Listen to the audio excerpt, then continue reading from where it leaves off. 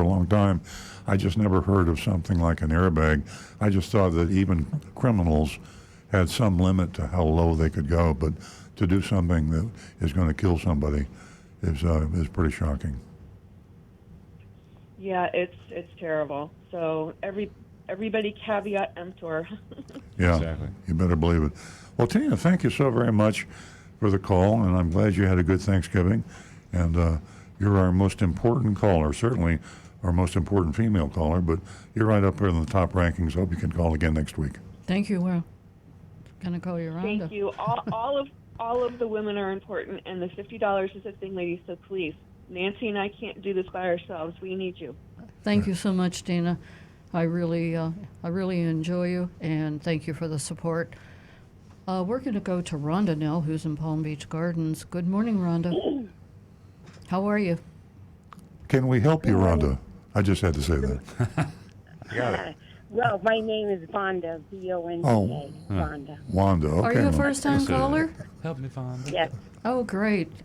Whenever you can, send your information to 772-497-6530. That's your contact information, and I'll get a check out to you. What can we do for you this morning? I hear about a lot of electric cars. Even the Mustang is going to have an electric car. How many miles are they going to be able to go? I read that it was over 350. It was a pretty big range. I mean, better than like the higher range Teslas is what I heard. Like I think a standard Tesla is about 250 miles on a charge, and then you can get an upgrade and get something like 350. And I think the Mustang is starting out right around that higher range. That's not bad. Is that like if you just go at once, 350, or does it use more battery to stop and go? Yeah, definitely driving how you're driving is going to affect how long the battery lasts, also temperature of the air. So if you're really driving it aggressively and stopping and starting a lot, you're probably going to get not quite the range.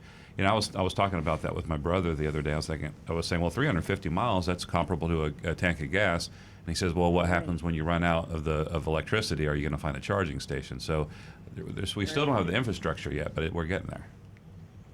Yeah, there's more stations at different locations than you think. But I was just wondering about that because it seems like I thought you said that Volkswagen was only going to have electric cars or something. Yeah. That's one thing to keep in mind is that the electric car, as it comes into regular use, is going to have a very high depreciation rate because the technology on the battery is increasing so quickly. So if you buy an electric car today, for example, right now the Chevy Volt is practically worthless there. It was one of the very first electric cars that came out. And even the Mustang, if it's possible for you to look at a late model electric car, buy it used, you defer and avoid a lot of the enormous depreciation, because you can see someone buying an electric car that had a battery with a range of 300 miles and then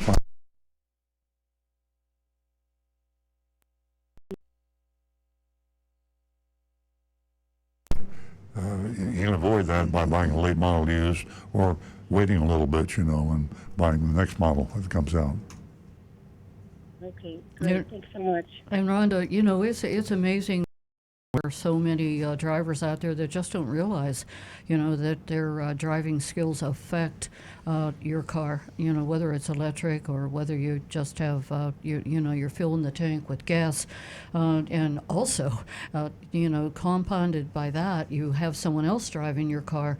So there's a lot of variables as far as how far you can take your electric car or how long it'll take before you have to fill your tank again with gas.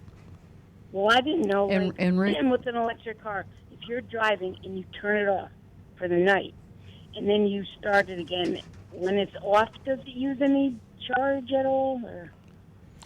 Or?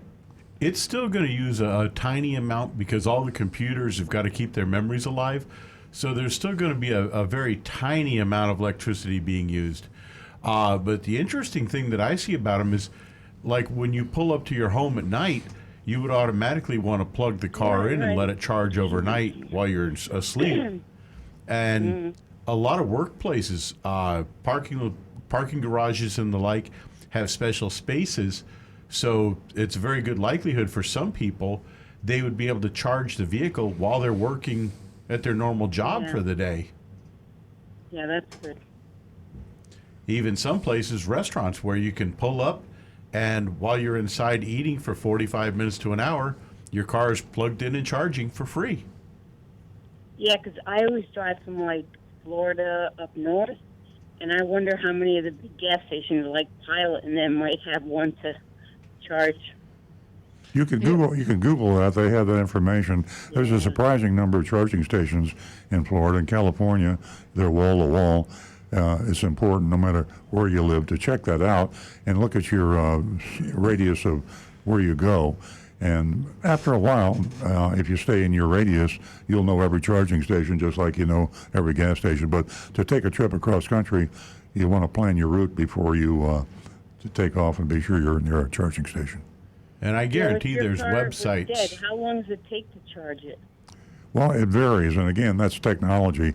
As we roll along here, you can quick charge. I think you can quick charge a Tesla now in about 15 minutes. 15 to 20 minutes, yeah. And some of them take like 3 or 4 hours. Yep. So you really need to decide where you're going to use it, what geography you're going to be driving the car, and then take into consideration what you're buying and what that car is going to be worth when you're ready to trade it in. And electric cars are going to, a brand new electric car is going to depreciate like crazy. Just have to be prepared to accept that. Yeah. Okay, great. Thanks so much. Hey, A lease might be a better idea than a purchase. Like Tesla has a leasing option, and that way you know exactly where you are. They absorb the depreciation because they get their car back at the end of the lease. Thank you for the discussion on this great topic, a very popular topic. And I'll give you that text number again so that you can send me your information, contact information, 772-497-6530. And please spread the word. Maybe you have a few female friends who would certainly like to give us a call and join us just to say hello. And pick up Okay, 50 great. bucks. Thanks so much. You're welcome. Okay, ladies and gentlemen, we have a great show ahead of us, and I can't remind you enough about www. I'm having a problem with my Just speech 3 this Ws. morning from all that turkey. www.youranonymousfeedback.com. Don't forget, you can take advantage of that and remain anonymous. Give us a call toll free at 877-960-9960. Now back to the recovering car dealer. I think we got some text over there. Yeah, we can go to the text if you're ready. First one came in. Says, "Good morning, Earl. Wisconsin is making an example of a used car dealer by awarding punitive damages. Lemon Law attorney Vince Megna is taking on a used car dealer for faking prices in the sales contract. The car dealer has admitted to doing this on various occasions in the past. There are more details in the Milwaukee Journal Sentinel story." And he sent a link to the story. Well, that's good. That is, yeah. You know, for you folks out there that are not lawyers and don't understand punitive damages, businessmen worldwide fear punitive damages more than anything else because they're uninsurable. And when you have a big fat cat corporation or a big fat cat car dealer, and you sue them and you get awarded $100,000, that's pocket change to these guys, and it doesn't really teach them a lesson. But when you sue somebody for punitive damages, now the punitive damages mean that it was premeditated, that the businessman either knew that he did wrong or should have known that he did wrong. And when you could prove that in court, then you get punitive damages, sometimes even treble, meaning triple the damages that you had. Now that means he's not insured, and whatever you win, it's not going to be it'll be coming out of his pocket, not his insurance company's pocket. And I think I'm glad to hear that, because a lot of what goes on with car dealers when they rip you off, and the bait and switch advertising and the lies that we see in the mystery shopping reports, they knew about it. It's premeditated. And I wish we could have more punitive damage lawsuits. It's a great deterrent. Yeah. Very scary. Okay, next text comes in from Anne Marie, longtime texter listener. Good morning. There were a couple of news stories of dogs driving cars recently. This is true. And one right here in Wilmington, I think. I think so. Yeah. Yeah. Yeah. Well, no, the first case was in Port St. Lucie. Oh, boy, that's right, The yeah. Chihuahua. Right. Port St. Lucie, where a dog was doing donuts in a neighborhood cul-de-sac. The car mowed down a mailbox. The second was in Slidell, Louisiana, where a Chihuahua carjacked his owner's car, backed the car from one gas station across 4 lanes of traffic, and stopped at the Chihuahua stopped the car, okay. And then stopped at the gas station across the street. Both cars were running, and the owner said their cars had issues. Don't know how dogs drove, since the driver needs to step on the brake to put the car in gear. Very true. And we're talking about a Chihuahua in one of the cases. Yeah. Fortunately, neither man nor dog got hurt.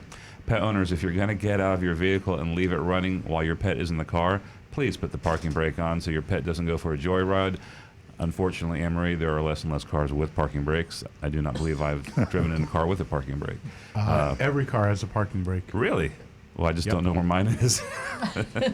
Pedal over on the very far left, right against the kick panel. I'm checking when I go downstairs. Okay, please put the parking brake on your car so your car pet doesn't go for a joyride. Your insurance company and pedestrians in the area will thank you. Yes, indeed.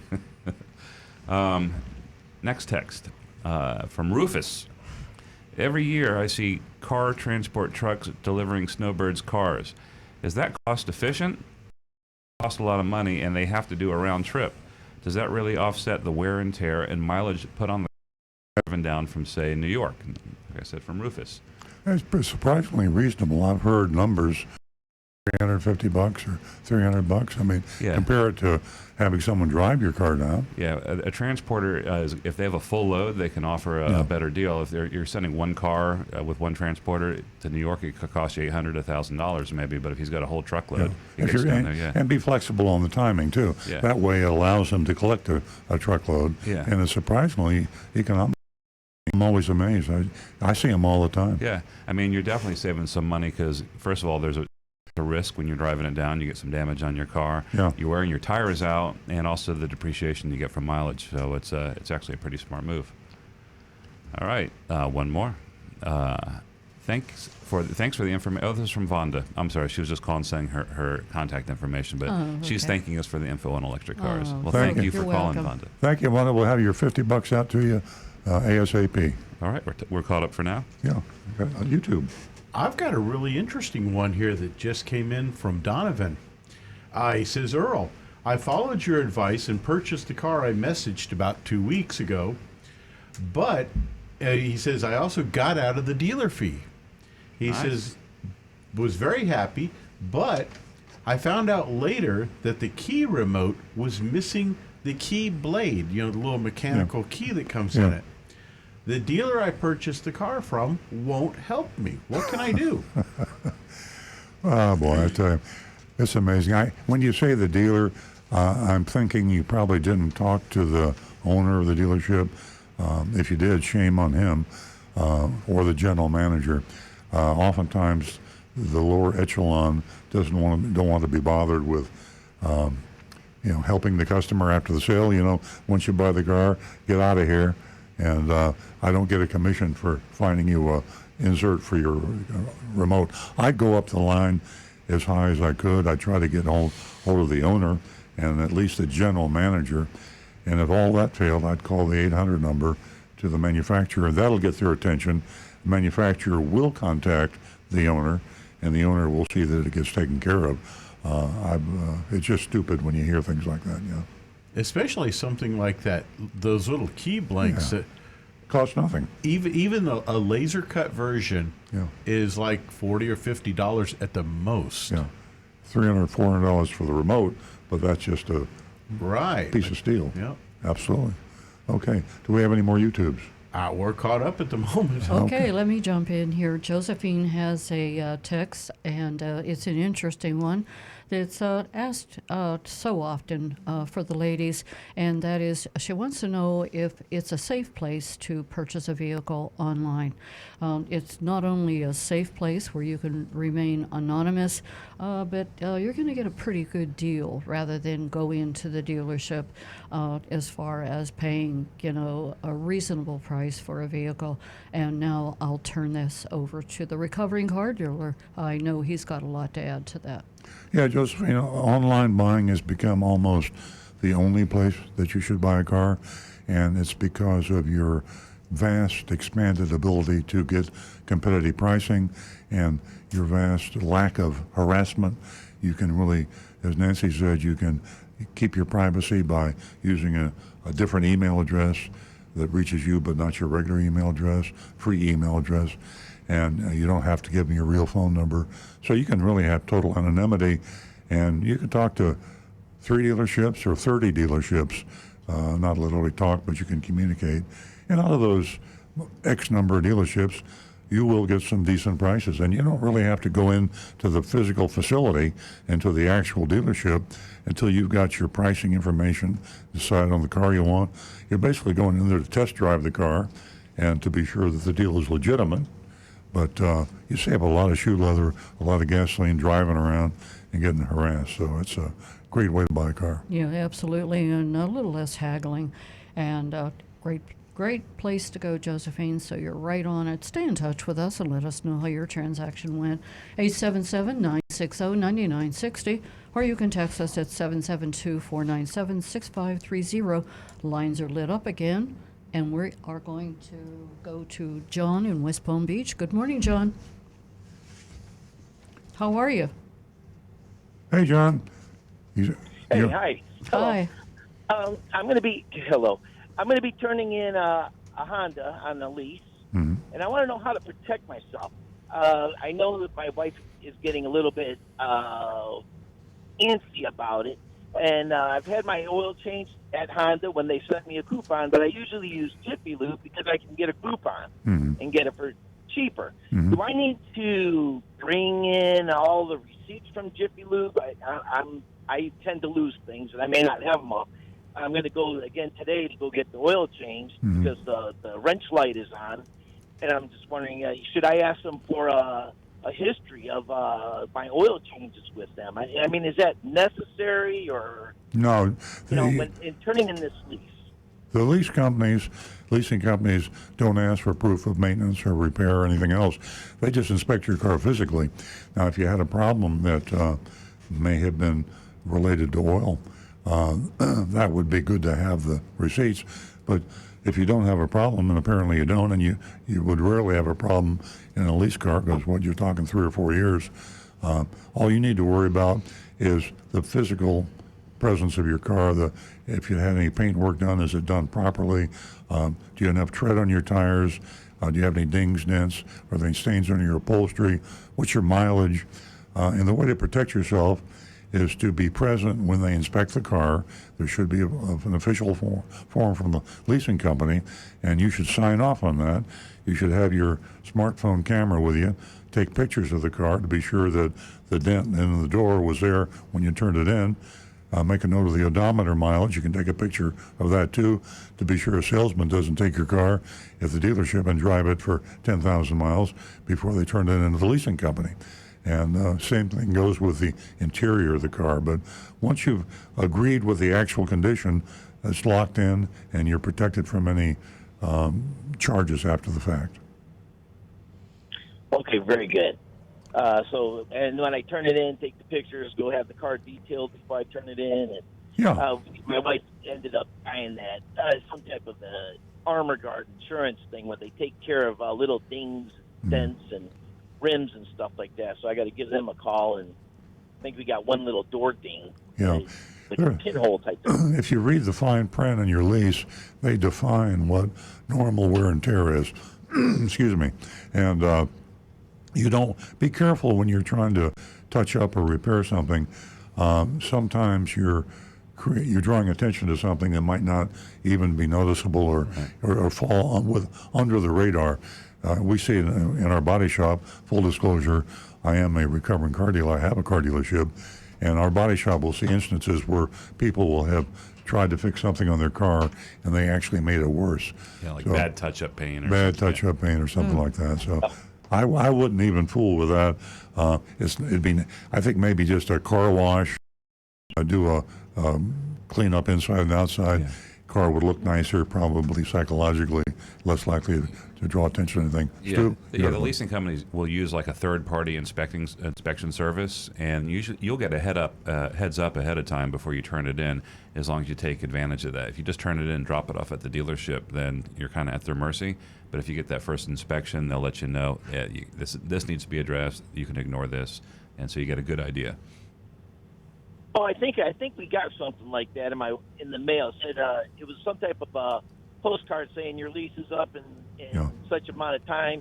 Bring it in and we can check it out, or so. Bring it in for inspection or something. Just like make sure that actually came from Honda American Credit and not Sam's Okay, Body so- Shop. okay. Exactly. that. Okay.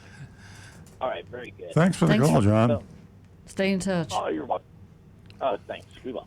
Okay, ladies and gentlemen, I want to take a moment to thank you. Boy, I'll tell you, if you're listening, the calls are coming in one at a time and very smooth operation. And it is a busy weekend, and I'm just so happy that you're taking a moment to listen to Earl Stewart on Cars because, as you well know, the information here is priceless, literally priceless. It is just free information. So thank you. We're going to go straight to Frank from Jupiter Farms. Good morning, Frank. Good morning. Good morning. Welcome. Good morning. This is not exactly car stuff. Yesterday, I had the pleasure of being in a parking lot on Indiantown Road, and I see a man and a woman coming across the street. He opens her door, and she sits down in the car. He closes the door and starts walking around. And I go, boy, that looks like Earl Stewart.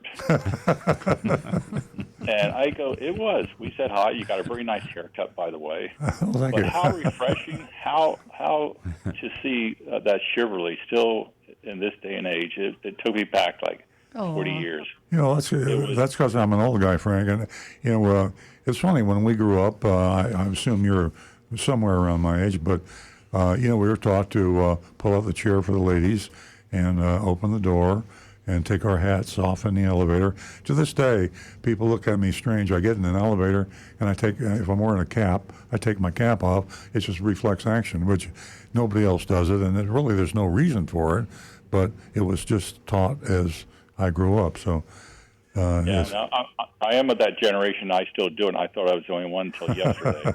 And I go, it was so refreshing to see another thank you. gentleman. But that's it. It's short and to the sweet. You got Thanks, a great Frank. show. And that And you also guys means that Nancy and I were getting along at that time, because if we'd have had an argument, she'd had to open her own damn door. Very good. Very You good. would have seen me. You would have seen a beatdown in the parking lot. That's where I take and I jump on Earl, and I punch him like I only need to punch him 2 or 3 times, and then he comes to his senses. She's Sicilian, Frank, so you got to be careful. Oh, Anyway, okay. you know, Yeah. Frank, on a more serious note, I do have to bring out this on the millennials, the Gen X. I'll tell you what, you know, I see more of this younger generation doing exactly what Earl was just thinking of. And by the way, Earl isn't really that old, and neither am I. We're both just about the same age. But it's just so refreshing to see that chivalry. And I just wanted to bring that to everyone's attention. Thank you so much for the phone call. Oh, no problem. One quick last thing. The other day, I was at a doctor's office. I'm going to have a knee replacement, and there was about 20 different people in the waiting room, all scattered around. Every single person is on a cell phone.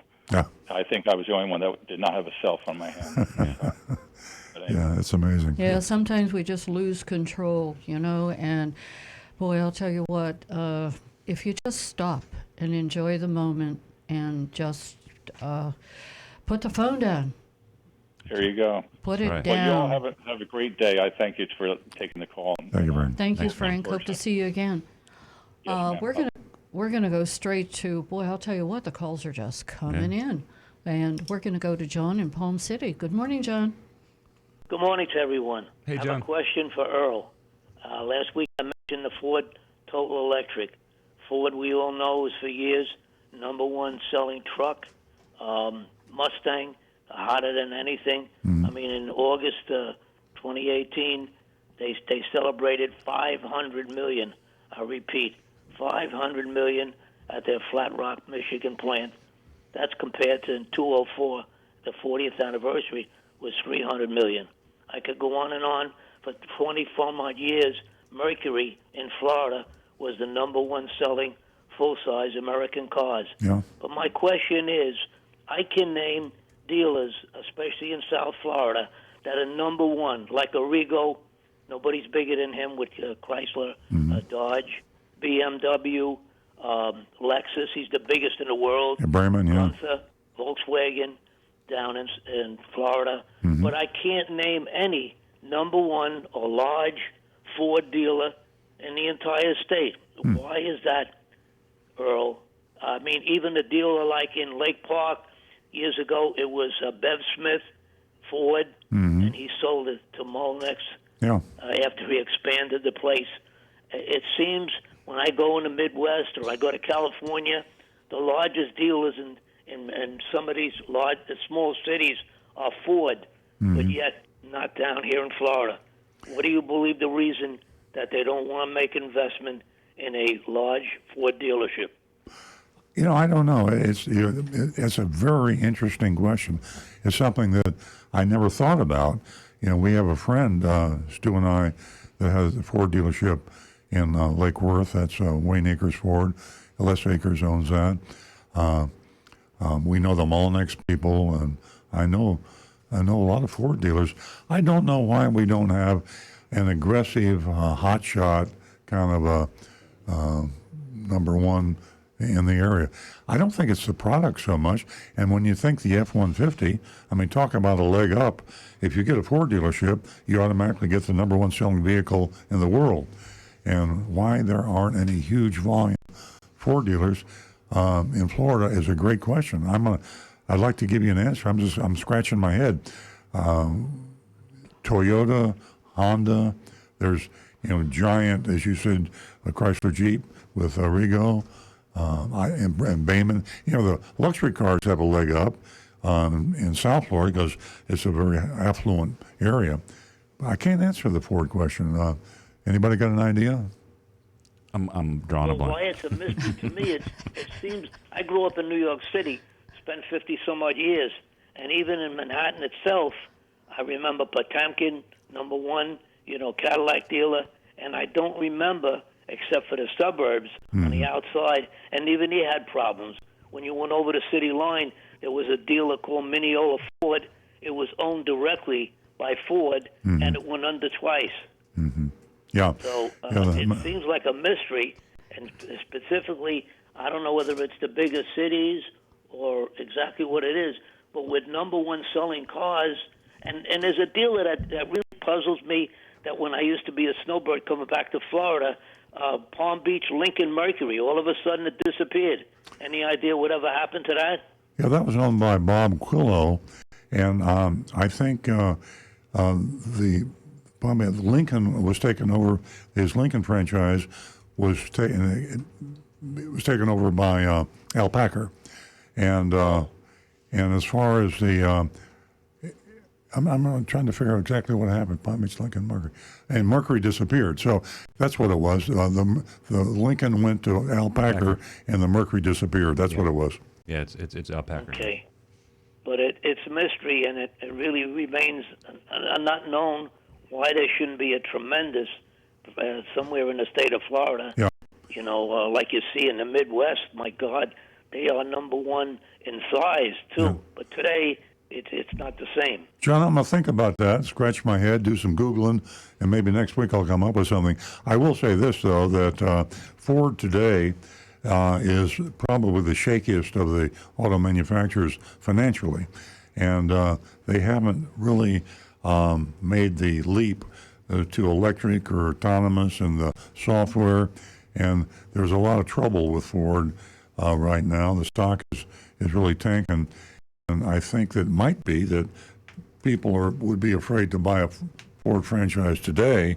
However, doesn't answer the question why they didn't jump in 10, 20 years ago, and why aren't there are no giant Ford dealers in Florida that I know of?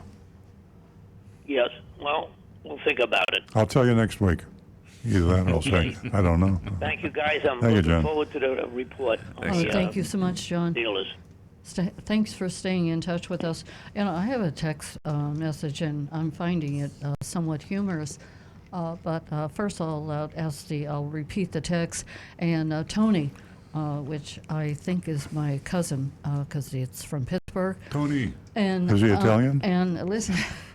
This is hysterical. If anyone saw The Irishman, there's a little part in the where is everyone in your family named Tony? Who are you talking about? Tony who? Tony? What's Tony? Tony Tony 1, Bag of Tony Donuts. 2, Tony 3. And it was hysterical. You get a chance to watch The Irishman. It'll amuse you. Anyway, back to Tony. He was interested in a question he was asked the other day as to whether he would get a better deal this past Black Friday or Cyber Monday in purchasing a vehicle. Earl? No. I'll tell you what, Tony, there's some things you really got to be careful for. As many deals that they're advertising right now, that is the exact time for you to be taken advantage of, and taken advantage of with add-ons and so many other things. Buyer beware. Yeah, it's a bad time really to buy a car, because I think that the distortions and exaggerations and the deceptions maximize on something like Black Friday. And any holiday, car dealers, this was in the mystery shopping report we'll get into later, talking about just ignore advertising by car dealers. Just ignore it, especially the Black Friday thing, because there actually are some good deals that you can get on Black Friday. And if you go online to Amazon, you're careful. Yeah. You always have to be careful, but there's some legitimate good prices. Don't fall into the trap to think that car dealers will do it. They won't. They make more money on Good Friday per car than they do any other day. They make more money on all sales as far as that's concerned. I was reading where they had the flat screen TV. I mean, there were people that were in line. They were giving them away. But I'm not sure who did the research, because it was outdated in so many other things. So you can certainly be taken advantage of on Cyber Monday or Black Friday. So again, buyer beware. 877-960-9960, or you can text us at 772-497-6530. Okay. They're rolling Next. in. They're rolling in, and we got comments coming in on youranonymousfeedback.com. Good. So we want to remind everybody that's another way to get in touch with the show and get answers to your questions, especially if you're feeling shy and you don't want to give up your phone number. www.youranonymousfeedback.com. I hope that came out clear. It did. Okay, good. Earl, what was the dash cam you recommended? Other than being a novelty, what is the purpose of installing a camera in your car? Are there legal privacy issues? Don't you record license plate numbers from other cars on the road? And what about people who don't want to be filmed? The Owl, O-O-W, Owl is the brand name of the dash cam I have. I love it, and it's technologically perfect. It does what it's supposed to do, and it is, to me, it's one of my most important accessories in my car now. It tells you if someone is walking around your car.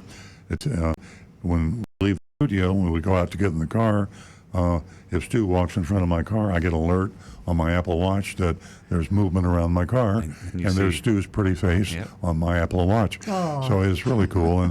And if you're on the highway and you're driving along and you see an incident, you verbally say this, "Okay, presto." When you say "Okay, presto," then your dash cam freezes the instant and video for 20 seconds. It does 10 seconds before you said "Okay, presto," and then you say, "How do it do that?" Well, it just rewinds the tape digitally. Yeah, it records in a loop. Yeah, in a loop, and then it takes the next 10 seconds. So if you see an accident, if you see something that you would want to report to the police, or it's important you want to remember, it will capture all that information. Or a beautiful sunset. Yeah. When you have your car valet parked, or anybody's driving your car and you want to see what's going on in your car, The other day, Nancy and I were in Clementa Street. We had lunch. We had our car valet parked, and we went there and waited for the car. And so I wanted to see where my car was. I looked on my iPhone, and I saw the valet parker's pretty face, smiling, driving my car carefully out of the parking garage, bringing it down to see me. So that's the kind of stuff that I love, and I highly recommend. Rick. As for the legal aspect of it, this is something I personally did a lot of research on. I wonder why. Because I've had a dash cam for quite a few years, and I am big into photography and videography. If you, by Florida state statutes, if you are out in public in a place where it is reasonable that any other person can see and hear you, then you have no legal right to privacy to be recorded for video and audio purposes. So if you're walking out around in public, you're going to be videotaped somewhere, recorded somewhere. Yeah, And if you want to bring your car in, cameras everywhere. if you want to bring your car into a service department or car dealership for repair, you will have full recording of whoever drove your car, road tested it, what they did to your car, what they didn't do to your car, if they turned on the radio, if they had some friends in the car, if they took it home Saturday night you seem very familiar with took this. their girl out on a date in your car. You get all that information, and it's amazing how people are not aware of the cams. You think with a thing sticking on the dash, looking at you, if you got in the car, people would be aware of it, but people just take cams. They don't see them. Yeah, I think the rule of thumb where Rick was going, like if you're in your home, nobody has a right to videotape you inside your house. But once you walk out your door, you don't have a reasonable expectation of privacy. You're out in the world. But if it's your video cam in your home, you have the right to somebody else sure. in your home. Yes, Exactly. Visitor beware. Yeah. Okay. Great topic, we have ladies a lot and more text over there. ladies and gentlemen. We are going to go to Miami, where we have a young We are. lady. I believe. Yes. Everybody, pack up. We're headed out. I believe that this caller's been holding for quite a while. Good morning. Welcome. Good morning. How are you? Very good. It's nice to hear from you, I didn't catch the name. Thank you. Aziz. Aziz. Welcome to the show. Yeah, I watch the show basically. Well, not sometime when I have time, to watch it. So sometime at work, Saturday. But overall, I watch it even. Oh, you listen to the show every Saturday? I listen to the show all the time. Thanks for calling. Does your dealership offer a powertrain lifetime warranty on the motor transmission and suspension? Yes, our dealership, like in full disclosure, we have a dealership. Powertrain warranty. Okay, because stop date, and I get a quote for a Finder XLE. I got a quote for with my trade 2010, but it has a lot of miles. It has 186. They gave it for my trade 3,700, and at the door price I have for the door price.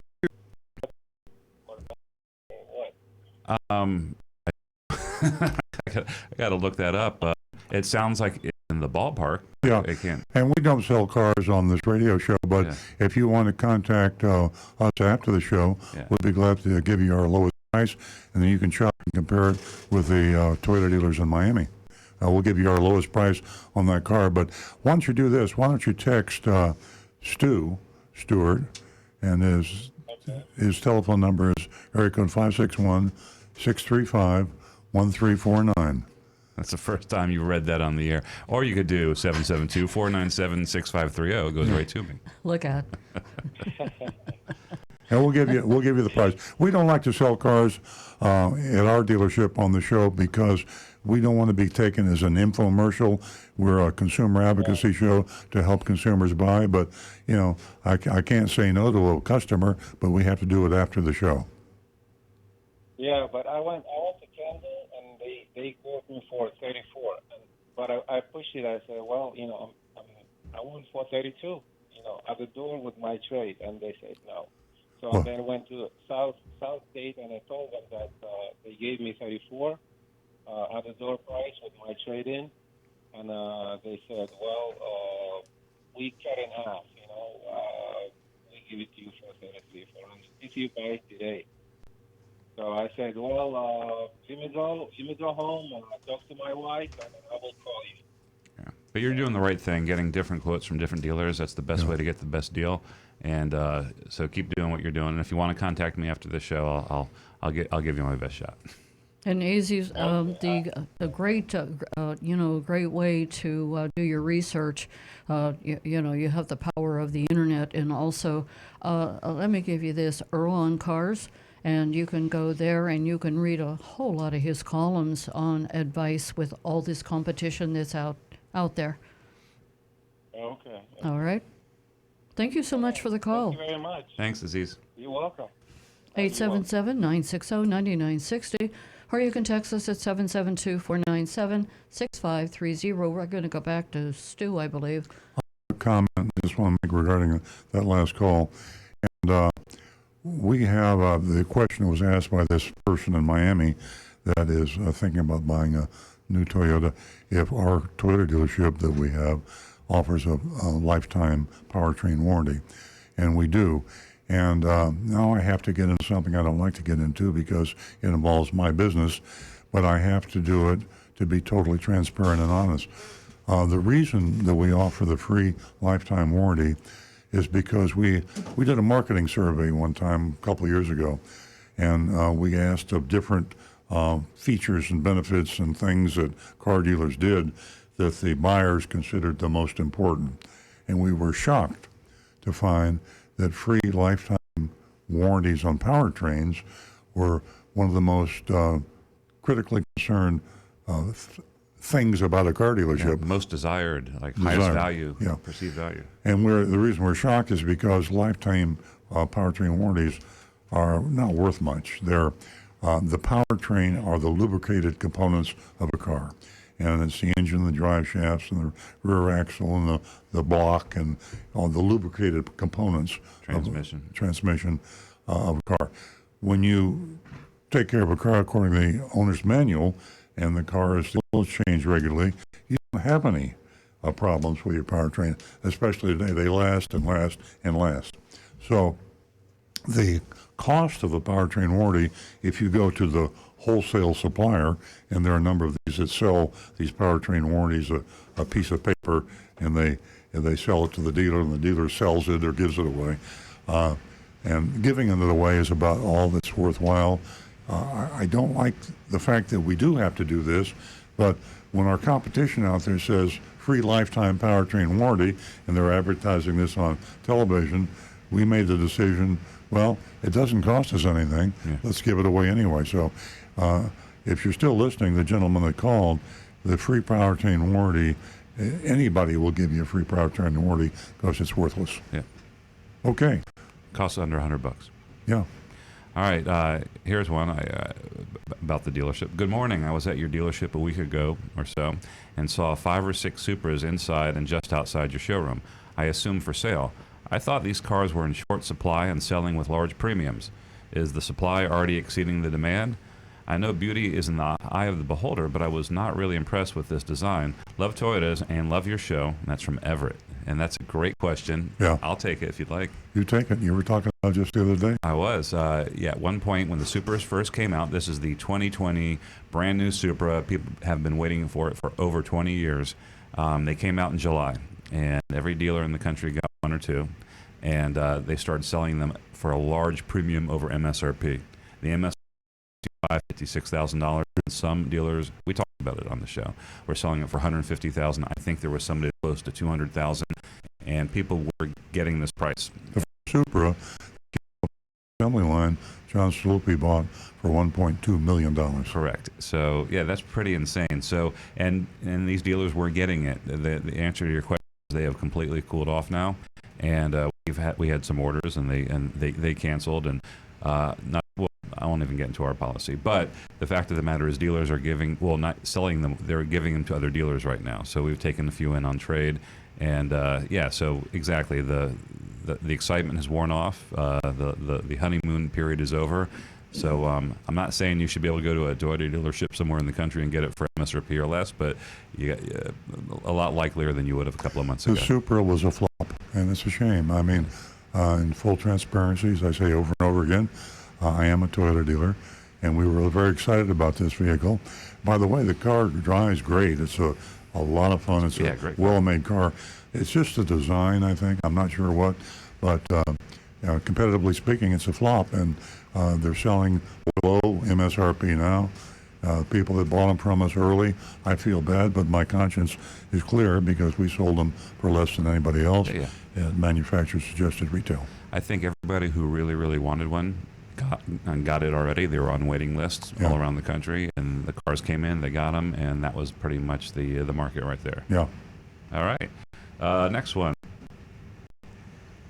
Car Gurus is advertising a lot on TV. They claim to tell you if the price is good. Is that reliable? How can I know if they are accurate? I'm not sure how Car Guru gets it's probably accurate. We'll check this out for you. No. I have an opinion on it. Okay. Car Gurus will rate the price that the dealer submits to them, and they'll compare it to all the other prices that are listed in CarGurus.com. And they'll tell you if it's a great price, an average price, a fair price, and so on. And they color code it, and they show that. I've seen that on the TV on the commercial. There's like green's a great price, yellow is a fair price. One thing that I know that they don't do, they do not factor in the dealer fee. So Car Gurus is a source like any other source. Yeah. So if you want to price a car out, go on the Car Gurus, but still follow the advice we give you on the show and go to other sources. You can't rely on one source. Try TrueCar.com, Costco Auto. TrueCar's bell curve it'll really give you a good general idea. And TrueCar, unlike any other source, third-party buying source, they are tapped into the car dealer's computer. And they can look into a market area, and if you're buying a Honda Civic in Palm Beach County, they'll go into Palm Beach County and they'll look at every Honda Civic transaction with the car dealers that they have subscribed that are certified True Car dealers. Yeah. And they'll put that information on a bell curve. And on top of the curve is the average price. On the lower left is the lowest price transaction. That could be one car. It might be a hell of a deal. It could be below invoice or some really, really good. And then on the right is the highest price, the poor sucker that got deceived and tricked and paid $1,000 over a sticker. So whatever year, make, model car you want to buy, you go to TrueCar, check out the bell curve. It'll give you a good general idea. You want to be you don't want to be on the right of the bell curve. You want to be looking for a price on the left. You're not going to get the one on the far left, but get one some in between the top and the far left. Stay to the left of the hump. Yes. Now, I'm not trying to pick on Car Gurus. There's no online site really other than TrueCar that really spells out the amount of dealer fees you might be facing. So, Auto Trader, everything else, they don't highlight the dealer fee. So, the only thing that I think that you need to be aware of, don't take as gospel the rating. Great price, fair price on that. And Stu's using the word dealer fees. We're both of us trying to think in terms of hidden fees. A dealer fee has become such a generic term that car dealers mostly stopped naming their hidden fees, dealer fees. So we actually have seen advertisements of car dealers saying, no dealer fee. Right. And they don't have a fee called a dealer fee. They have hidden fees called everything. Documentation. And it's just, that's the trickery and the treachery and the deception of car dealers. They actually turn a negative into a positive. Yeah. I had a sales manager from a Toyota dealership on the West Coast, and I was on my Facebook page, and he came on and said, we don't charge a dealer fee at this particular dealership, Sun Toyota. Yeah, Sun Toyota doesn't charge a dealer fee. And I said, well, send me a copy of your vehicle buyer's order. And he was dumb enough to send it to me. And I looked at it. Wrong guy to send it to. And he has a hidden fee. Yeah. But it's not called a dealer fee. And he's advertising no dealer fee. He's telling the truth. Yeah. TrueCar, by the way, does require that no hidden fees. The way they refer to them is government. They have to be government fees. No non-government fees or dealer-installed accessories can be included in the TrueCar price. So if the dealer's honest and he goes along with the requirements of a certified true car dealer, you will get one without the hidden fees. Okay. Okay. The next one. I am told that people who put a ton of miles on their car, leasing is a terrible idea. I drive maybe 8,000 miles a year. Does this mean I'm a good candidate for leasing? You know, I'm going to ask Rick. When we came in the studio this morning, Rick says, you're not going to believe this. He says, I can't verify it, but I found this information on the internet. On Reddit.com, a person had anonymously posted this picture that showed where a person who had leased a car had driven 130,000 miles over what their lease allowed, and they had a charge when they went to turn that car back in just recently. They had a charge. This was the actual form, a picture of the form with all the personal data removed, of course. Looks legitimate. Over $32,000 of a fee for over mileage. Can you imagine that? More than the cost of the I car. better sit down. You know, if that's true, and it might be, his only option would be to exercise his option to purchase the car. Yeah. And it'd be cheaper to buy the car than to pay the mileage overage fee. Wow. Yeah, we were talking about that before the show, and definitely there has to have been some, if it's true, there was some deception involved in that lease. Yeah. Would have Guy to probably be. didn't know he was leasing. But you have to be careful. Our mystery shopping report coincidentally involves an understated mileage allowance. Remember, leasing companies can offer you any amount of mileage they want. They can give you 20,000 miles a year, 15, 10. I've seen lease advertisements with 5,000 miles a year. And you don't talk about it. It's in the fine print. It's not part of the conversation. So you really have to know what your driving habits are, your mileage amount that you need, and you need to ask that question because the charge per mile can be as much as 50 cents. The one that I saw that sticks in my brain was an advertisement for a luxury car dealer in Delaware. Name escapes me. And the penalty was 50 cents a mile, and the mileage allowance was 5,000 miles. Yeah, that's Deliberately, premeditated, punitive damages if someone had gone after that guy. danger. All right. Here's a good one.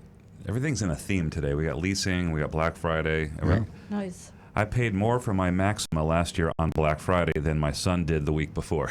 I mean, I'm sorry, that's not funny. But that's just true. It kind of goes to what you've said all along. They say it's a Black Friday sale, but nothing changes. Yeah. It's not like you're buying something on Amazon or an item that was priced. You clearly see the price, Yeah. and then it's 30% off on Black Friday. Yeah. I got my cam was like that. Yeah. Remember, do you ladies. know where the term Black Friday is, what that is supposed to mean? Profit. It's the day, folks. This is what that definition is. It's the day that most retailers typically begin showing a profit for the year, and that is they're going into black ink instead of the red ink that they were in before. You're giving away the mystery shopping report. I mean, And you have to remember, folks, that car salespeople and car sales managers are paid a percent of the profit they make. Now, if you're having a sale, it's a legitimate sale, what are you doing? You're reducing the amount of profit that you're making on the car. So right away, you have an adversarial relationship.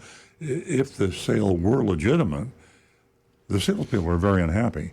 Because if you slash the price on a car that the price you normally sell it for, then the salesperson's commission is being slashed. That's how he feeds his family. He gets 25% of the profit he makes on the car.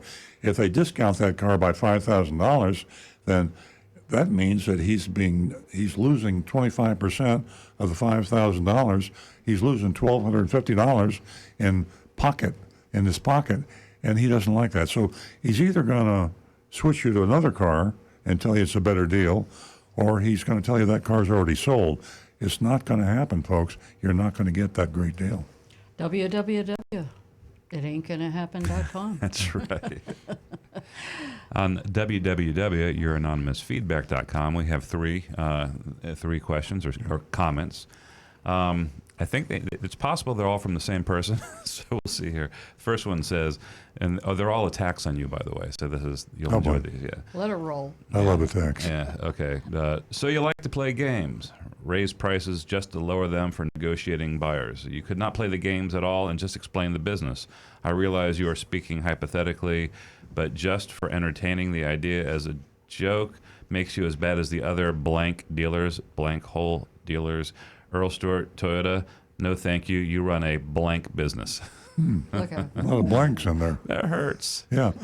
How do I respond? I don't know. We read everything. So Yeah, yeah. Well, let's read it again. Go ahead. Really? Okay. Yeah. So you like to play games, raise prices just to lower them for negotiating buyers. We can unpack this one sentence at a time. Yeah. We raise prices just to lower them for negotiation. See, that's the point. Now, that's what puzzles me, is we put our lowest price on every car we sell, and we won't lower a price no matter what. So if you came in and asked us to lower the price of our lowest price by $1, Right. the word track is, I'm sorry, sir, this would destroy our credibility and our transparency and honesty, that if the President of the United States or the governor of the state of Florida walked in, or any dignitary came in and asked for a lower price, we wouldn't lower it. If we lowered it for you, we would be dishonest to all of our other customers that we wouldn't lower it. So I know. Well, the anonymous feedback prior to that was upset that we wouldn't lower the price for them. So. Wouldn't lower it. Okay. Well. No, it was from last week. That was the last one he came in. So. Yeah. Anyway. All right, so next sentence, you could not play the games at all and just explain the business. Okay. I realize you are speaking hypothetically, but just for entertaining the idea as a joke makes you just as bad as the other dealers. No. Okay. Well, see, that's the reason we have anonymous, because people can say really stupid things, and we don't know who they are. And I wouldn't say that if they'd given you your name. I wouldn't call anybody stupid. But I'm just saying the fair game, anonymous. The comment yeah, makes, you're talking to anonymous. Okay. comment makes no sense. All right. So I think somebody's it was kind of a cathartic thing. There's maybe angry at all. it dealers. is, and it opens the pathway for people that want to say things that they be afraid to say and be identified. Because that man would never say. I'm assuming it's a man, because men say dumber things, I think, than women. Right. Also, I just want to remind everybody, this is the recovering cardio covered, and we have thick skins. I mean, there's absolutely no reason for us to be upset that people lump us in with other car dealers, because that's the world we're in. It's okay. Yeah. All right. The next one, Earl. What is the closing rate at your dealership? I know you or your team track this. How much money have you lost by taking on Takata airbag afflicted or other dangerous recall affected cars, but not selling them? With that loss, how have you come up with the money to give the dealership the lavish facelift that it recently received? How many importers are there in the USA?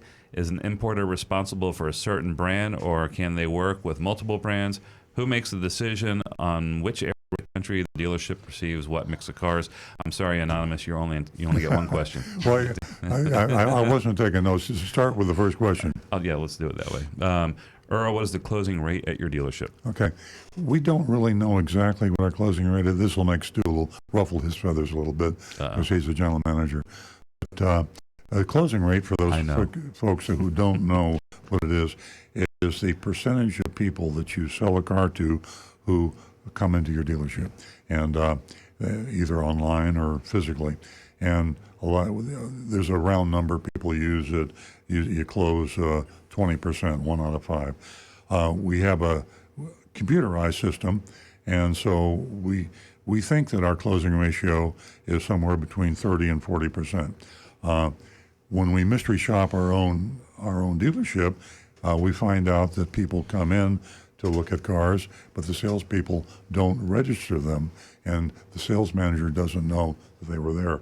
Never happens. And that, and Stu says, it's very defensive. That never happens, but it does. Anyway, a really good closing ratio at an average dealership is about 1 out of 5.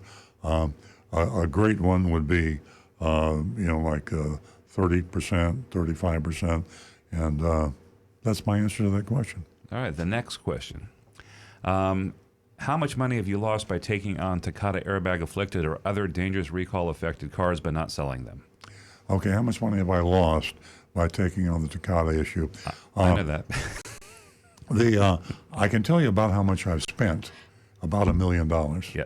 About $1 million it cost. Our cost was in terms of depreciation of the Takata cars that we set on the lot and would not sell until we could fix the airbag. We also took another hit last week in a lawsuit I had against Arrigo because he was selling cars with dangerous airbags. And we sued Arrigo, and we went and we lost. And then we went to the 4th District Court of Appeals, and we lost. And our attorneys, Jack Scarola, Barnhart, and Chipley, great group of guys, if you like lawyers. And they thought it was pointless to take it any further. And so we had to pay Arrigo's attorney's fees, which were $220. So Jim Arrigo, John Arrigo. $220,000. $220,000.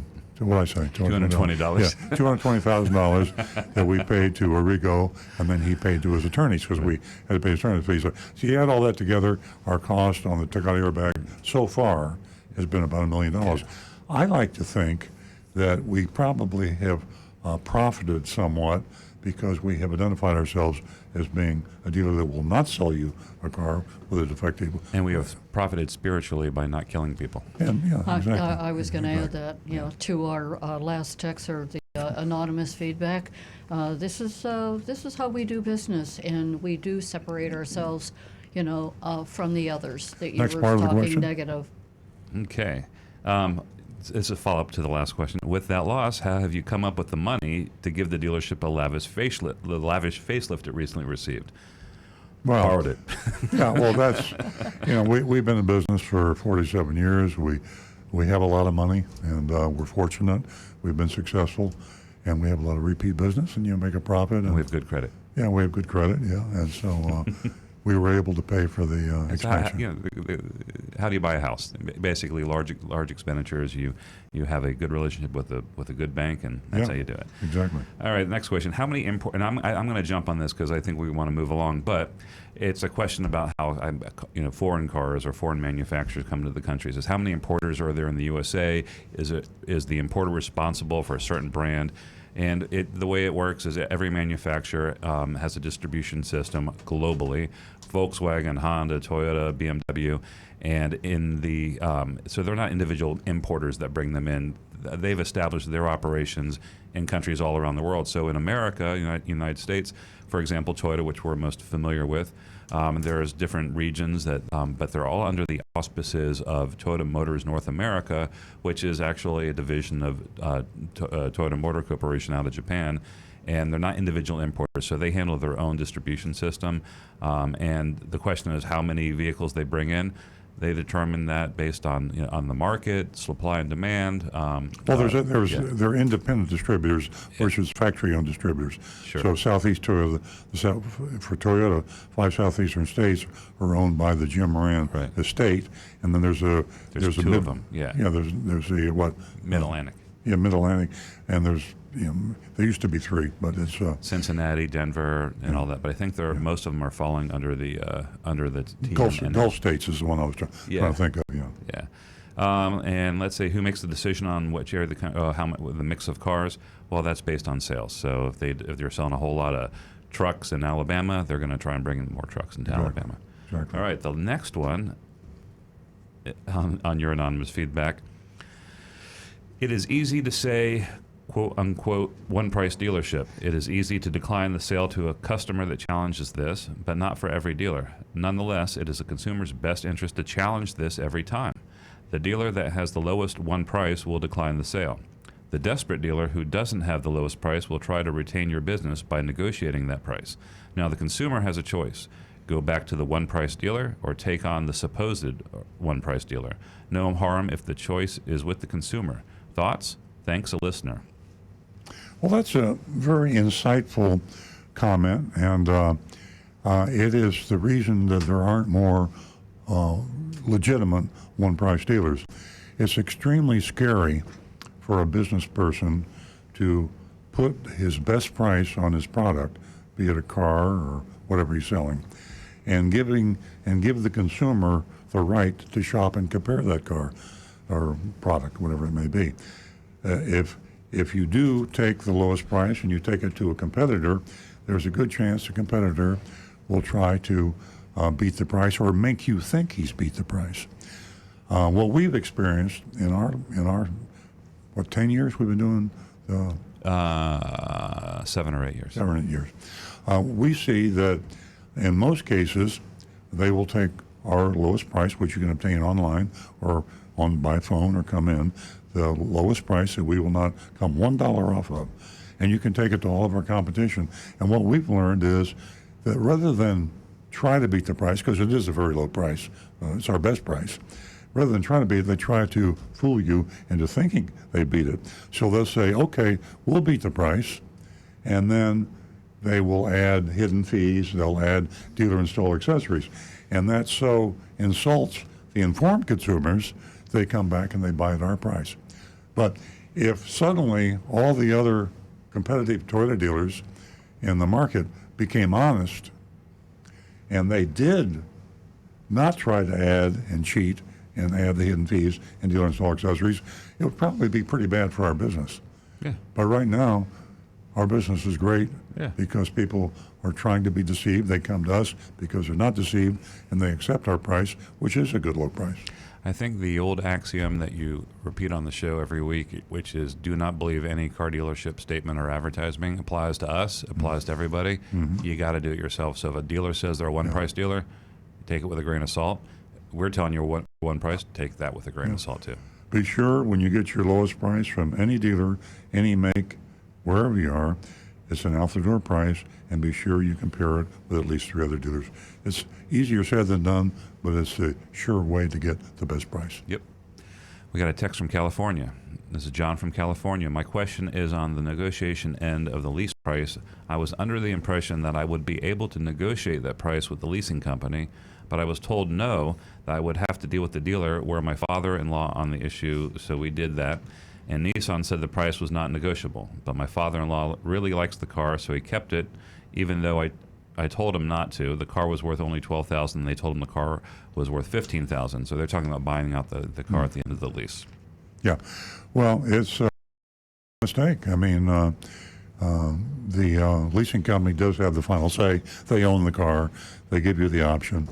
I heard something the other day, Stu, that I think it was an email I got from a customer that said, not our customer, that the dealership Wallace in Stewart, I believe it was Ford, it was charging him a $300 buying fee for exercising his purchase option. Oh, I didn't see that one. Yeah, in addition to, was an email to me, Okay. in addition they had the dealer fee. So my advice was to go to Ford Leasing and try to find a dealer that would not charge a dealer fee to exercise the purchase option, and also ask the Ford Leasing if, in fact, there was a buying fee, or if that was a creative way Wallace had of adding another hidden fee and calling it. You're like me. You've never heard of a purchase option fee. Yeah. No, not at the end of a lease, no. Yeah. All right, this is from Steve in New Jersey, a longtime listener, a longtime texter. Good morning, Earl. I'm in the process of getting a new car price from 4 dealers, following your advice. One that I purchased from in the past wants me to share bids with them together with their price. I feel this is unethical, although it may be standard practice. I said I would give all an equal chance to bid and would not share bids, and that they should be prepared to give me their best offer the first time. What's your opinion? I think you're right. I think that by playing their game, if they'll sense whether you're going to play their game, even if you don't agree or disagree. But I would say, I want you to understand that this has got to be your lowest price. You're not going to get second look. Yeah. And so you make your own decision. Yeah, And they might come in a little bit higher, but you might find that you trust them, or you have a good experience when you're there. And so, they don't have to have the absolute lowest if it was a reasonable amount variation. My blog, word track for getting an out the door price. I wrote out. You can just read it or type it or email it or whatever. But it's the best way to make somebody understand when you're walking out the door. This better be your lowest. And out the door price with no games or gimmicks or hidden fees or dealer install accessories. Because if it's not, you'll never see me again. And I agree with you, the chances of you ever seeing me again are low, but they're zero if you give me anything except your lowest price out the door. Yep. And finally, Linda says, Rick, you're very quiet this morning. That's because I've been doing all the talking. We haven't had a whole lot of technical car questions. It's all been Yeah. leasing and sales and all that. Well, I have 2 texts, and Rose is a regular listener, and she tuned in last week, and she heard us talking about the Cybertruck. This question is for you, Earl. Rose wants to know if Elon Musk has had any pre-orders. CNC said he had 250,000 pre-orders, and then someone told me that the deposit required was very low. I was shocked. Yeah, $100 or something like that. Yeah. $100. Yeah. Yeah. So I would say he probably had a lot of pre-orders, but certainly far more than he would have if it was a normal. Yeah, because Elon doesn't exaggerate ever. Yeah. Well, with our Supra, to be full disclosure, we only required $500, and that was refundable. So there's a balance between it's too low and it's too high. If you make too high, people are worried they're not going to get their money back. So we really can't scoff at Elon too much if he charges $250 and we charge $500, right? 100. 100, yeah. Well, even 100, yeah. I mean, the difference is $400. I don't know. Yeah. But, Well, Rose, keep on listening. Yeah. We always have some fun here, and we give out a whole lot of information. The other text, ironically, is you. Was that Linda? Said Rick was quiet? Yeah. Rose wants to know from you. She tuned out last week whenever you were giving advice on mechanics and how she could find Was Rick that boring? Rose had to go to work. At any rate, she's wondering if you could advise her. She's in the Orlando area, and she's looking for a great mechanic. A great mechanic. Oh, because I'm down here. There you have it, I'm Rose. the world's greatest mechanic, right? Best advice actually is social media, Facebook, the forum sites, any sort of social media, and get a bunch of recommendations, and then investigate every name and every suggestion, and do lots and lots of homework. Yeah, it's a great idea. Facebook, YouTube, Instagram, not YouTube, but Instagram. Yeah. Just say, hey, folks, this is where I live, and I got a Ford, and who's the greatest Ford mechanic you've ever dealt with? Yeah. It's a minefield out there, ladies and gentlemen, and you have to do your homework. I'll tell you what, I always say, knowledge is power. Whether you're leasing, whether you need a mechanic, whether you're purchasing a vehicle, hey, auto insurance, there's another topic. We need another 2 hours on that one. So, 877-960-9960, or you can text us at 772-497-6530, and we're going to hear from Rick right now, and he's got some YouTubes. Oh, we've got one on YouTube. Richard Popless is asking, will a car dealer give you an out-the-door price online, or if you want to counter offer their price, or will they need you to come in to do this? Well, the conventional old school will require you to come in, and sometimes they won't even, they say we don't give prices online. I mean, that's so 20th century. Today, the competitive dealers, the ones that are going to survive in the 21st century, will give you a price, but sometimes you have to be adamant about it. You have to explain to them an out-the-door price means, and then you have to tell them what you mean by an out-the-door price. No hidden fees, no dealer-installed accessories. The simplest way to do it, and Stu and I talk about this all the time, is to have an out-the-door price mean what it says literally, meaning it means the amount that you bring the check to the car dealership for, and they take and give you your receipt, and you get in the car and you go home. That kind of a price. That includes tax and tag, and that would really eliminate everything if you did that. And at our dealership, we don't do that. We put our prices online with and the only thing we add is tax and tag. And we always have to explain that we only add Government fees. government fees. But I wonder, we hesitate to put the government fees on there because it makes our price even higher. But wouldn't it be nice, and I put myself in your shoes, you consumers, car buyers, wouldn't it be nice if there was a law? They required that. A law that said you cannot advertise a car anywhere unless you have the full price out the door, meaning the price that the customer pays and he owns the car and he takes it home. No more fees, government or otherwise, and no more dealer installed accessories. If that was a law, I wish this wasn't a commercial. well, Because we do that on our website. we don't put the tax and tag on. Yeah, we do. We add it separately, right? Well, you click on one little thing, it shows you the total. Okay, of the door, yeah. That's what it should be. That should be the law. Yeah, and you have to pay the pre-installed fees, from the dealer. You have that, but then you got to really be careful because you get into the dealership and they add on, just like Earl just said, add on all these fees. So, ladies and gentlemen, again, buyer beware. Mother, got another YouTube? We are, well, it's somewhat caught up. Wayne, I'm answering his question online also. Let's bring this open. He says, I have a question for Rick. My new 2019 RAV4 LE doesn't keep the favorite 4 phone numbers in memory. Sometimes the memory lasts a few days and other times the numbers are gone.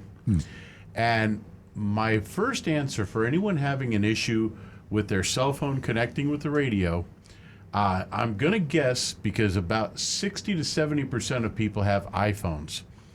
The new iOS 13 that came out has not been properly tested with most Toyota radios. This is going to be an issue with a lot of other manufacturers as well, because Apple's been doing a lot of updates. The easiest thing to try, and this works for pretty much any phone, any car, delete the phone from the car, erase it completely out, and erase the car from your phone, and then restart both of them so that you get a fresh, clean, new connection. But always make sure that your phone has been updated to its latest operating system, that all the updates are in before you begin that pairing process. 99% of the time, that will solve your issues and get everything working right. Great answer. And for a lot of folks out there that are not real cyber savvy and technological, bring it to your dealer and let them do it for you. They shouldn't charge you for that. No, because that's something that takes about 3 or 4 minutes to do, and then you're all set. And as a matter of fact, the interesting part is we used to update radio software by downloading a program from the internet through a special scan tool and then putting it into the car. Now, those radio updates can be simply sent to the car over the air, and it'll actually come up on the screen and say, you have an update, would you like to install it? It's kind of spooky when it happens. It is. How do I know? Yeah. All right, we have another text. When you read the mean anonymous feedback, it reminds me of mean tweets on Jimmy Kimmel. Have you watched those? If not, you have to check it out. Very funny. It is very funny, and it actually it reminds me of that too as well. Have you ever seen that? I haven't, no. Okay, you go on YouTube and just search Mean tweets. and you'll crack up. Maybe we should start saving the mean anonymous feedback. We should do a video. Yeah. And we could have a website with a mean anonymous. You know, we did that once, I think. Yeah. It was we did a video of that a long time ago. We got to do that again. Funny thing is, this morning on the way to the show, just before we left, actually, I got a Facebook message that said they tried to go on youranonymousfeedback.com, and it said website not available. So I looked at it, and I had a typo, and I spelled anonymous wrong. Uh-oh. So I edited it, changed the spelling, and I sent it back. But now I know who the anonymous feedback coming from, because he contacted me on Facebook. Be careful. Speaking of iPhones, another text here. Speaking of iPhones, I love my Apple CarPlay, but when will it work without the cord? That's something we're actually waiting to see from Apple, because right now, I actually know this one. you're right. The new 2020s now have cordless That is CarPlay, correct. don't they? Yeah, so that's pretty cool. That's right. It's nice that you get in the car and your Yeah. phone appears on the screen. It's really cool. So I imagine all the manufacturers are doing it about the same time. It probably had a thing to do with between Apple and the manufacturers. So we've talked about Apple CarPlay on the radio a lot here. It's just really cool because over the years, like the infotainment things in cars are just terrible. And you have these phones that work great and they're easy to use and they're just really neat, and then the cars suck. But now with Apple CarPlay, and also Android has a similar thing. So if you don't have an iPhone, you can still do it. Basically, it That's the mirrors Google your phone. CarPlay. Yeah, it's really cool. So things are getting better. So I'm glad about that. Not to mention the fact that the maps for navigation Yeah. system on Apple and Google Yeah. are always up to date. Whereas it used to be to update the map in your navigation system, And pay nightmare. And pay like $200 to get a new DVD. Exactly. Yeah. You have Okay. you have a satellite view of with the Google Maps in your car. Oh, I love it. I feel like I'm flying. Exactly. If you go to the Google satellite view, it's a picture flying in a small plane like 1,000 feet. Or maybe 5,000 feet. Exactly. Wow. And then you see the world in your neighborhood the way you've never seen it before. Right. I mean, you're driving along, two-dimensional, and you look to the right and you see a bunch of office buildings, and then I'm looking at my Google map and I see what's behind the office I used to building. wonder, there's a pond back there. I never knew that. Ladies and gentlemen, I am in the trunk at that point. Okay. What I want to Because tell... Earl's just staring at the map. Look, I wonder if I That's can make very this true. turn. Yeah. I I want to confess. see. I want to see 77. I do Okay. confess it's dangerous. But I can't help myself. I go, ooh. Did you hear what he said? You Can't should see help what himself. Nancy looks like every Saturday morning when she shows up at the studio. He said he can't help himself. Guess what, ladies and gentlemen? I'm working on that. Yeah. I'll give you a hint. I got handcuffs so far. I got hog tie rope. A lot of stuff. I got a wild Just imagination. put a blindfold on. Anyway, I am going to read this next text that is directed at me. Long time coming. This is from Marianne, and she says, Nancy, thank you for being part of Earl Stewart on Cars. I really wish there were more radio shows that included women. Thank you for the information that you share with us. Marianne, from my heart and soul, and from Earl Stewart on Cars, thank you. Okay, where we stand you. on text and Notice the guys didn't make a comment on that. No, I said thank you. And also, on a more serious note, we do have a mystery shopping report coming up, and that is from Napleton. It's been a long time since we had a Yeah, good can't- old Napleton shop. Yeah, we need a knockdown here. We're all caught up with text and comments online, but I'll interrupt if we get another one. Okay. okay. I think I'm going to do this before I get to the mystery shopping report. I didn't even tell Stu about this, but I was inspired yesterday, and I did my blog a little early, and so it won't go out till next week. But my inspiration was to get to the core root cause of evil in car dealers, and why are you people taken advantage of? And it's called competition, insane competition.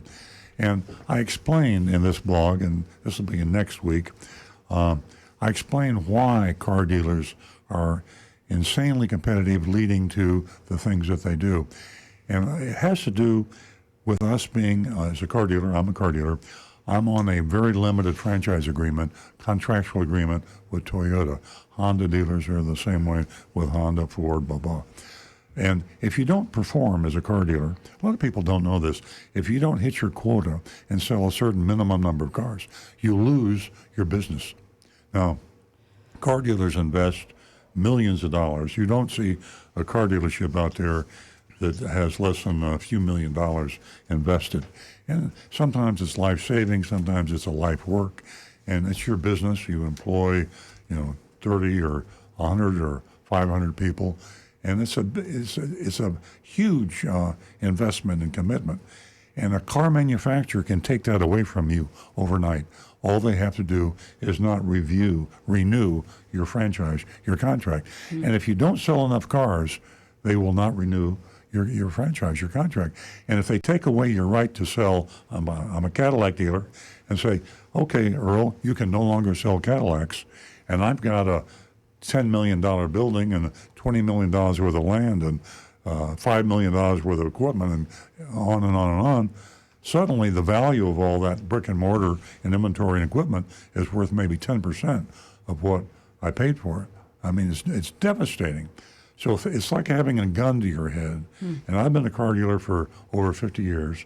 And for over 50 years, I've, in a sense, felt like I have a gun to my head. Yeah, not a good feeling. So what do? You do whatever it takes to sell the number of cars that Honda tells you you have to sell, that BMW tells you have to sell. And if you don't sell it, you have to decide, do I lose my business? Do I have my employees without jobs? Do I have my family without food on the table? I mean, I know I sound overly dramatic now, but I don't think so. the competition Stakes is are high. intense, and it calls for desperate moves, and the desperation translates into unfair and deceptive trade practices, advertising, sales practices, lying, cheating, and stealing to sell cars.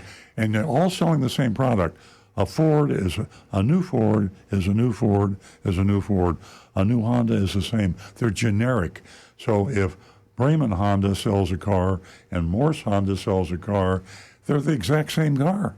And you can go to buy the exact same product from two different businesses, and where are you going to buy it? You're going to buy it where the price is the lowest. And if everybody competes to sell you that Honda at the lowest price, what's going to happen? They're going to lose money, and they're going to go out of business. Do you see a correlation between the more desperate dealers who are in more danger of not meeting their quotas and the style of advertising? I do, but I also see a correlation between the more successful dealers. And I hate to say this, but the really successful dealers oftentimes are the most deceptive. And It works, I guess. it works. Yeah. You know, lying and cheating and stealing works, especially when the legislatures are dropping the ball, the regulators are dropping the ball, and the strength of the lobbyists, national automobile dealers, the Florida automobile dealers, the power to get people elected into office, and the fear that those people have of saying something against that industry, be it insurance, be it the National Rifle Association, be it whatever it is. It's just the way our system operates. So that's a preview of my blog that's coming out next week, not this week, but next week. Catch it online Monday morning. Exactly. Yeah, absolutely. Earl, I have to commend you. You really broke that down well. And I think you can attack a topic when you've been part of it, been there, done that. And what you did was you broke down the desperation of selling a car and the, well, like I said, been there, done that, and all the passion that's involved in it, a lot of emotions in deceiving the consumer. Now we're going to get to the mystery shopping report, and I believe Earl has that right in front of him. Like I told you earlier, that is from Napleton, West Palm Beach. Napleton, West Palm Beach Hyundai. Car dealers love sales. Maybe more appropriately, car dealers love the opportunity to have a sale. President's Day, Groundhog Day, Valentine, you name it. Any day is a sale day at a car dealership. And of course, Black Friday, it really, really gets the impetus because it was created. It's created for the retailers. And every year, Black Friday gets me excited. I mean, I had to jump on Amazon and I had to look around. I'm shopping right now. Yeah. I thought you were quiet, yeah. I like that. Jonathan, are you shopping? J. Crew is 40% off right now. And Black Friday, I mean, has really been pounced on by the car dealers because it gets the adrenaline. And people, it has credibility. The media and the news give Black Friday credibility. Of course, like the other endless string of holiday-based sales during the year, Black Friday sales at car dealerships are bogus. You know, as the old joke, how to tell when somebody is lying.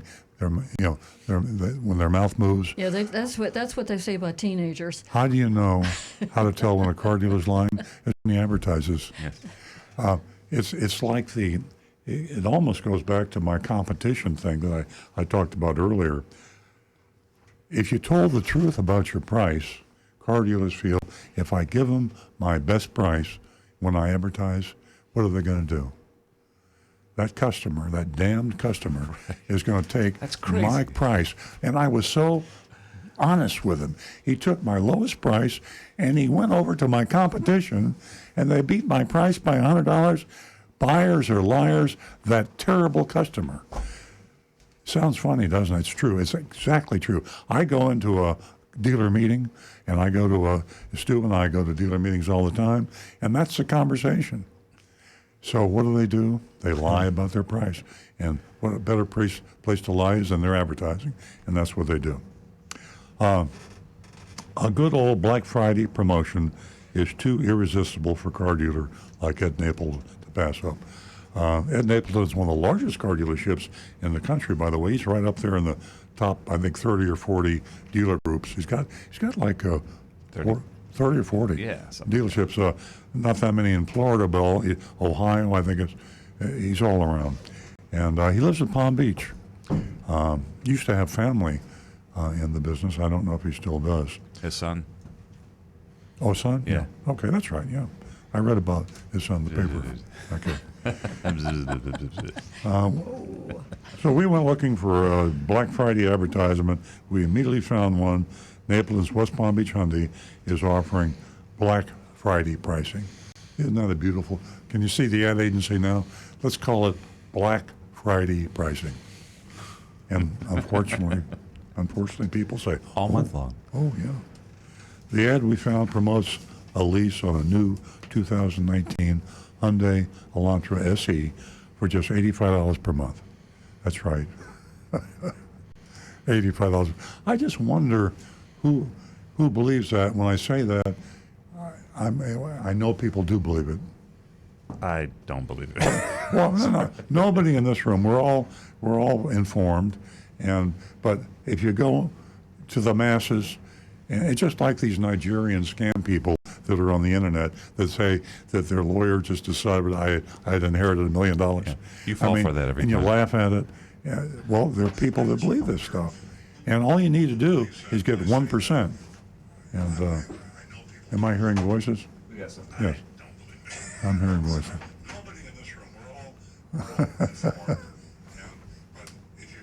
I'm trying to turn my. Yeah. Okay, I'll just have to ignore it. Stu's looking for the source of the voice that is speaking to me from above. We know, educated people and aware people know that this is too good to be true. The first paragraph of fine print indicates that the total due, this is a Napleton ad, that the total due at signing is $2,999. Let's call it $3,000. So somehow you have to see this in the fine print, and you're not going to find it in the fine print. So that's the first sneaky awareness this Napleton Hyundai advertisement is not true. And that doesn't include the first payment. So that's contradiction number one. The second paragraph reveals more in this advertisement for Hyundai, Napleton Hyundai. We learned that the $2,999 plus first payment is due at signing also does not include the tax. So now we got another $215. This is on the $85 per month lease. And tag and title, we got another $250.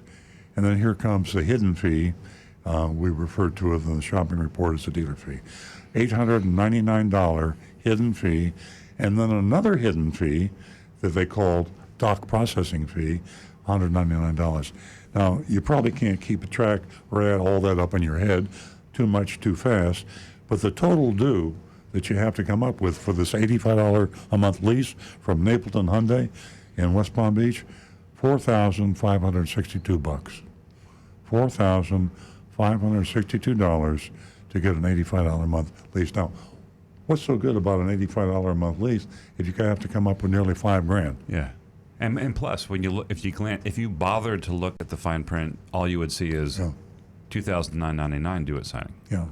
So Napleton Hyundai, I say to you, shame. Ed Napleton, I say to you, shame for this type of advertising. There's a lot to unpack here, so we sent the Intrepid. Ooh, you forgot it, the miles allowed. Oh, we talked about that earlier. Shame on me. 10,000 miles a year in the fine print is all you get. and the average driver drives 50% more than that, 15,000 miles a year. So you're probably, in a 3-year lease, going to have 15,000 miles overage at 25 cents a mile. You might owe $32,000 at the end of this lease. So here's all the minefields. We've uncovered them all with our dog. I envision a dog smelling out the minefield. McGruff the crime dog. Yeah.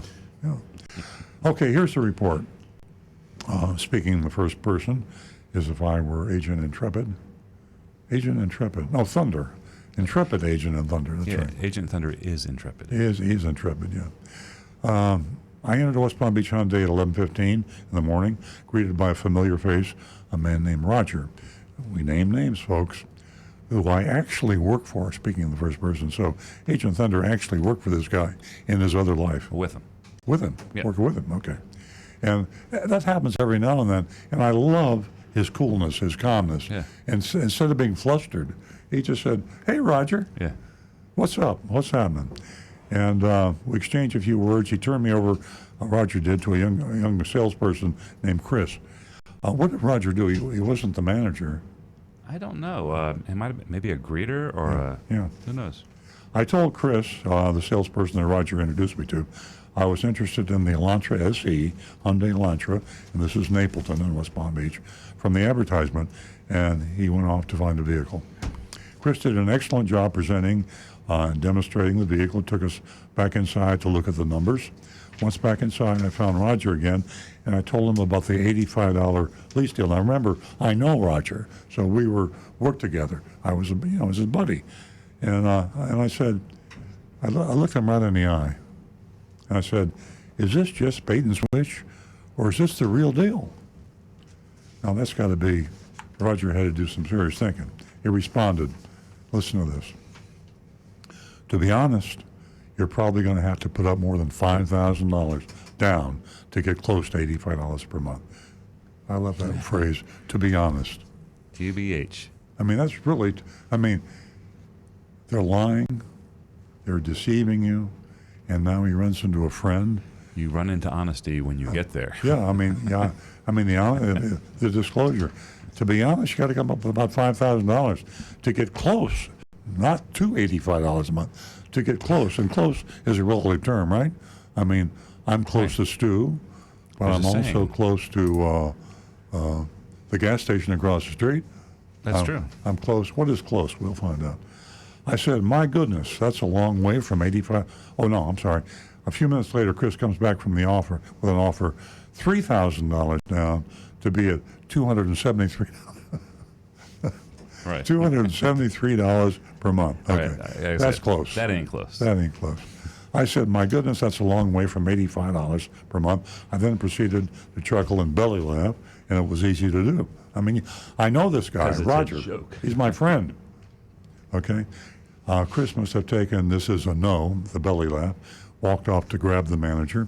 5 minutes later, I'm approached by Jacob, who thanked me for coming in. He mentioned my friendship with Roger, and he said he's going to give it to me straight.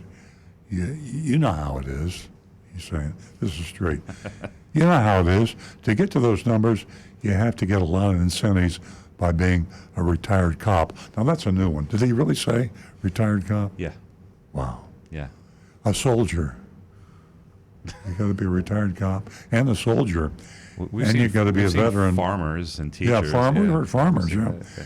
And of course, there's the loyalist and the conquest, and there's a whole litany of different organizations to get all these discounts. How about sheep herders? Sheep herder, I like that. Shepherd. I think we ought to do that as a joke sometime. Run an advertisement that in order to qualify for this, you must be a sheep herder. A goat herder. Yeah. Anyway, that's the conversation because I'm a friend of Roger. I decided to just cut to the chase. I said, "I don't have any more time. I'll put $5,000 down. Just give me a printout that shows exactly what I'll be paying per month." He agreed and returned with a lease worksheet. And I pointed a few items for me. He highlighted that the MSRP of the car was $19,005. I was receiving $2,250 in rebates and putting down $5,000. And my new payment was, drum roll, $227 per month. Now remember, the ad's $85. Okay. He failed to point out that below my $5,000 down, it listed 2 upfront fees totaling $796.50. Don't know what they were called. I suppose the finance manager would have collected it. A lot of that going on. You see some on the worksheet, you see some from the sales people, meaning hidden fees, and they have more hidden fees in the box, the finance department. It also appeared that the selling price was $1,000 over MSRP, $19,005. I shook hands and went on my merry way. So it was $5,796.50 to get a $227 a month payment that did not include tax. Exactly. Yeah. What about the ad? Yeah. $85. What about the ad? You would think, wouldn't you think that somebody, I mean, you know, I get so disappointed in our legislatures and the regulators, but I also have to talk about the manufacturers. You know, the Hyundai district manager knows what's going on, and He probably patted him on the back for that ad. yeah, and they probably have an ad ethics thing, but this isn't part of it. Bait and switch, lowballing, and all the other dirty tricks are not part of the requirements of what they call good advertising. Hyundai's probably required not to advertise a car below invoice, like Toyota and Honda and some other people, which is their way of boosting the price to the consumer. Okay, let's get into the epilogue here. What time is it? Oh, we got a little bit of time. This was indeed a classic bait and switch. The odds of anyone qualifying for all those rebates mentioned by the manager are worse than the odds of winning the Powerball. And then to add insult to injury, when the customer inevitably does not qualify, they raise the price over sticker and they go for the jugular. So it's the worst type of advertising we've seen. They don't even feel embarrassed about it.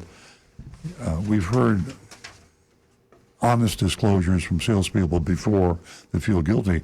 In this case here, we had a friend, just coincidentally, of Agent Thunder, who recognized each other, they worked together, and even then he was deceived. And there was a confession of the deception. You'd think he'd get a deal. Yeah. Because there never was a deal. Yeah, there never was a deal. Nobody would get a deal. If they had sold it for the advertised price, Napleton would have lost thousands of dollars on that price. Because it would be, to be honest with it would be $85 a month with no down payment. And that would be a huge loser. It'd be interesting to hire an attorney sometime and sue to buy the car at the price that was advertised. Maybe we ought to try that. I never thought about that. Write that down. Yeah. Okay, we're getting close to a voting time. We got about 6 minutes to go, I think. Yeah, we have a few coming in online. We have Rufus. Rufus gave him an F. Love your name, Rufus. Linda, in all caps, gives them a big fat F. We have an F from Ed. We have an F from Marvin. And I'm giving him an F too. Yeah, I mean, not just deception, but unapologetic deception, confession that they are cheating. So I don't know, maybe when you confess that you're cheating, maybe that's better than when you don't confess. Or is it just more arrogant? I'm not sure. I don't know. Rick, what do we got on the YouTube? So far, I've got Karen with an F, Mark with an F, and my own, it's an F. I mean, it's just, Yeah. don't even need to go there. Yeah, Napleton Hyundai in West Palm Beach is already on our do not buy list, right? So We'll make a new list for them. a new list, yeah. They have a special list. You know, we had a recommendation the other day that we give quantitative scores, numerical scores, because Napleton would be down around 9 or 10 points, and we got people up there around 70 and 80 points. It'd be really cool if we had like a little button you could click on it. It shows the curve, and then you click uncurve it, and it kind of like the feels like. Never mind. Exactly. Nancy, what do you? How are you going to vote on this? Well, I'm going to give them an F. Yep. And I'm going to say that they really give the word giving a new definition this time of year because they're really giving it to the consumer. That's right. So there we are. I'm gonna say fail them. I'm gonna say that maybe when you have a particularly egregious report like this, maybe we should turn them into the state attorney's office. Let's do it. Yeah, Anne Marie also gives them a big fat F. yeah, That's a great idea. yeah. I think that would be interesting. We could also report on the state attorney to see what the reaction was. Now, they won't always tell you that they took action. I think maybe it's policy they don't tell you. But the state attorney, we've done this before, Yeah. and we've turned dealers in for very egregious activity, and they fine them. So if you push them, the state attorney will take action.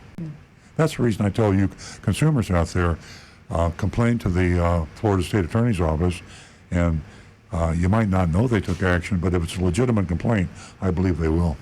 Yeah. I mean, a lot of people just throw their hands in the air, you know, and say, huh, how can I make a difference? But boy, you sure can.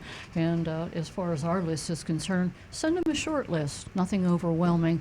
Sometimes they have the attention span of a gnat, so we don't want to, you know, take up a lot of their time. They'll just throw our mail in the garbage. Okay.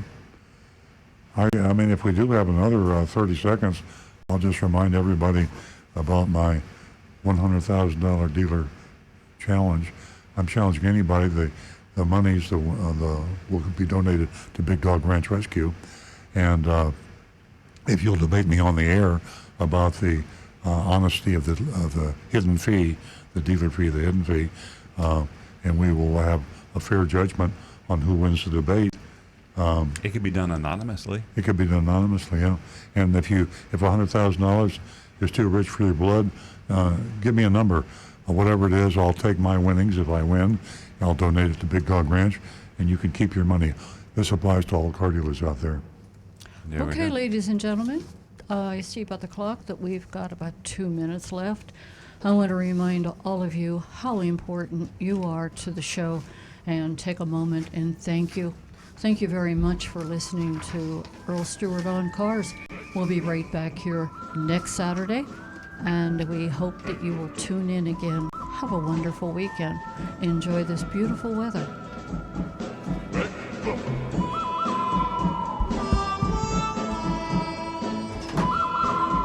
Well, Stu, let me ask you